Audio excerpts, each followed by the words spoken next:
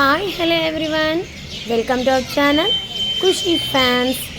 మేము కొల్హాపూర్లో మహాలక్ష్మి అమ్మవారికి సారి సమర్పించుకొని వెంటనే బయలుదేరి అక్కలకోటకు బయలుదేరాము. అక్కలకోటలో స్వామి సమర్థం దర్శించుకునిక అక్కడికి వచ్చాము. మేము అక్కడ ఇలా ఎంటర్ అయ్యేటప్పుడు ఇదంతా అక్కడ మొదటి మేము అక్కడ ఉండాలి అన్నట్టు ఫస్ట్ మేము మా రూమ్స్ కోసం సెర్చ్ చేసాము. మళ్ళీ దర్శనం వెంటనే అయిపోతుంది, ఇంకా బయలుదేరవచ్చు అనేసరికి మేము మళ్ళీ వెంటనే ఇప్పుడు టెంపుల్కి బయలుదేరాము. టెంపుల్కి బయలుదేరే మధ్యలో ఇలా చూడండి ఎన్ని షాపులు, అసలు రైట్ లెఫ్ట్ అసలు చాలా చాలా ఫుల్ షాపింగ్ ఉంది. కానీ అక్కడ అంతా స్వామి మూర్తులు, స్వామి సమర్థవే ఎక్కువ ఉన్నాయి. ఇక్కడ చాలా పవర్ఫుల్ అవతారం దత్తాత్రేయ అవతారంలో ఇక్కడ కూడా ఒక మెయిన్ అవతారం. ఇక్కడ చాలా చాలా బాగా నమ్ముతారు భక్తులు.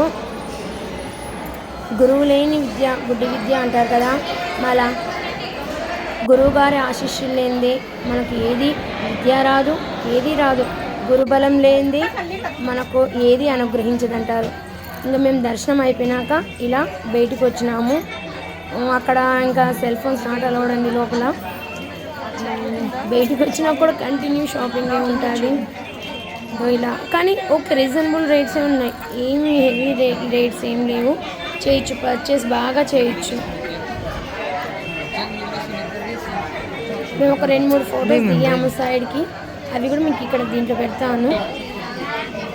దాంట్లో స్వామిని మనం దర్శించుకోవచ్చు.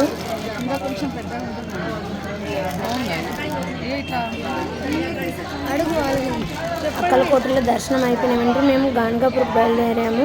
కానీ మాకు దర్శనం కాలేదు, అక్కడ ఆ నైట్ స్టే చేయాల్సి వచ్చింది. కానీ గాన్గాపూర్లో మాకు స్టే చేయడం కూడా మాకు ఆ స్వామి ఇచ్చిన ఒక అదృష్టంగా భావించాము అందరము. ఆయన ఆజ్ఞ లేనిదే అడుగు పెట్టలేరంట, నిద్ర కూడా చేయలేరంట, అటువంటిదంట గాన్గాపూర్లోని మేము కూడా ఔదంబర వృక్షం దగ్గర స్వామిది ఒక భాగం చరిత్ర చదివే కలిగే భాగ్యం మాకు కూడా దొరికింది. మేము కూడా అక్కడ వారితో పాటు కొంచెంసేపు పారాయణం చేసాము. అది మేము ఎంతో పుణ్యంగా భావించినాం, చాలా చాలా అదృష్టంగా భావించినాం. మాకు కూడా అక్కడ ఔదంబర వృక్షం దగ్గర జీవిత చరిత్ర చదివే అవకాశం కలిగిందని. ఇక్కడ మండలం కానీ ఇంకా 21-11 లేకపోతే ఒకటే రోజులో స్వామిది చరిత్ర ఇక్కడ చదివి సేవ చేసుకునే వాళ్ళు చాలామంది ఉంటారు. ఇక్కడ దత్తాత్రేయ స్వామి చాలా పవర్ఫుల్ అంట అండి. ఎవరికైనా గాలి ధూళి తగిలింటే ఇక్కడ స్వామి వారిని అవి ఎలా పోగొడతాడంట. ప్లస్ పెళ్ళి కాని వారికి, సంతానం కాని వారికి ఇక్కడ చరిత్ర చదివితే కలుగుతుందని వారి నమ్మకం. ఇక్కడ చాలా చాలామంది వచ్చి పారాయణం చేస్తుంటారు. అసలు చాలా చాలా గ్రేట్ అండి, వాళ్ళని చూస్తే మనం కూడా ఇదైపోతాము. పిల్లల చేత మానవ రూపంలో అవతరిస్తుంటాడు. ఈ కలియుగంలో కూడా అలానే ఇప్పుడు మనం కూర్చున్న గంధర్వపురానికి తూర్పు దిక్కున దూరంగా పవిత్ర గోదావరి సమీపంలో ఉన్న పిఠాపురం అనే అగ్రహారంలో ఆయన అవతరించాడు. పిఠాపురంలో అప్పలరాజు శర్మ, సుమతి అనే పుణ్య దంపతులు ఉండేవారు. వారు బ్రాహ్మణులు, ఉపస్థాన శాఖలకు చెందినవారు. దత్తభక్తులు వారికి ఎందరో పిల్లలు పుట్టారని అందరు చనిపోగా 2 మాత్రమే బతికారు. వారిలో ఒకడు కుంటివాడు, మరొకడు గుడ్డివాడు. తర్వాత 2 పిల్లలు పుట్టి చనిపోయారు.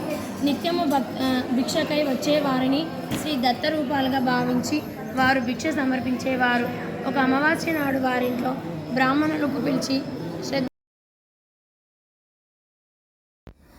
గాన్గాపూర్లో భీమా అమరజ సంగమం కలదు. అక్కడ మొదట స్నానం చేసి ఔదరం వృక్షానికి తిరిగి మళ్ళీ దత్తాత్రేయ స్వామిని దర్శనం చేసుకోవాలి. ఈ విధంగా చేయాలంట. చేస్తే అసలు భీమా అమరజ సంగమంలో చేస్తే మన సర్వ పాపాలు, కాశీ అంత పవిత్రత అండి, గంగా అంత పవిత్రత. అక్కడ స్నానం ఆచరిస్తే మాత్రం మనం చేసిన పాపాలలో తొలగిపోయి ఆ దత్తాత్రేయ అనుగ్రహం మనకు కలుగుతుందంట. గాన్గాపూర్లోని దత్తాత్రేయ స్వామి గుడి ఆవరణ అండి ఇది. బయట దత్తాత్రేయ ముఖద్వారం.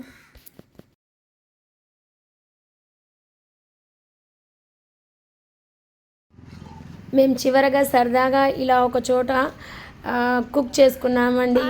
మాకు ఒకసారి చేసుకోవాలనిపించి ఇలా చేసుకున్నాము. ఒకరు మా టీంలో పిన్నం అనురాధ పులిహోర పులుసు తెచ్చింది. మేము రైస్ వండుకున్నాం. ఇలా ఒక చోట పెట్రోల్ బంక్ దగ్గర ఆపుకొని చేసుకుని చాలా మాకు ఎంత థ్రిల్లింగ్ ఉంది అలా తింటుంటే. మా కొల్హాపూర్ సారే ఇవల్ల అందరూ అన్ని చూసినందుకు మీకు ఇప్పుడు మా ధన్యవాదములు.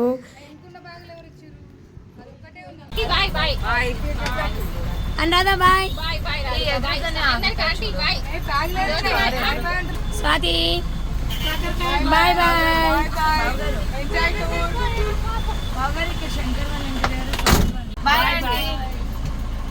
లగేజ్ తీసుకున్నారా? Bye aunty. మా కార్ బర్త్డే ఈరోజు.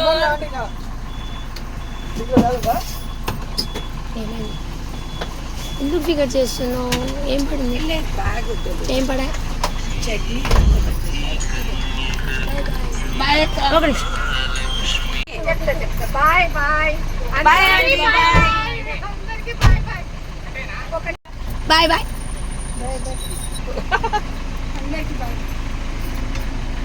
బాయ్